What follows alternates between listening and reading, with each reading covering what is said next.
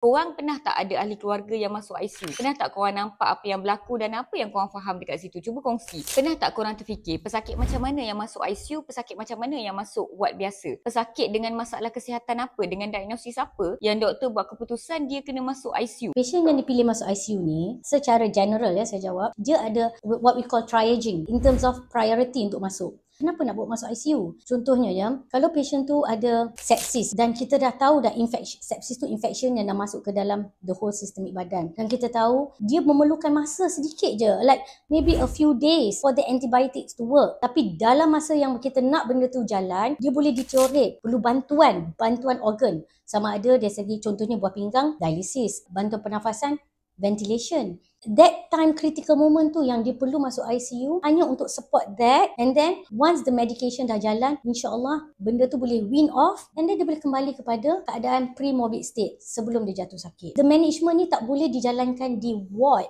Ward memang tak boleh buat. So it's very clear cut. Apa peranan jururawat dan juga doktor di ICU? Nurse mainkan peranan yang sangat penting sebab kita ni semua kena bekerjasama. Tak ada tempat untuk ego dan tak ada siapa yang lebih pandai daripada yang lain. Semua ada membawa something to the table. Perkongsian daripada pakar anestesiologi ini saya harap dapat membantu lebih ramai pesakit dan juga ahli keluarga faham kenapa ada sesetengah kes kita kena masukkan untuk rawatan di ICU, dan sebab itulah sangat penting untuk hospital sentiasa maintain dan juga simpan katil ICU terutamanya untuk pesakit emergency dan juga pesakit daripada Dewan Bedah. Dan jika anda diberitahu perlu masuk ke ICU, bersyukurlah sebab rawatan di situ lebih teliti. Saya Dr. Rohana Muhammad. Saya bekerja sebagai pakar anestesia dan critical care dengan subkepakaran intensivist di Hospital Columbia Asia Ceras.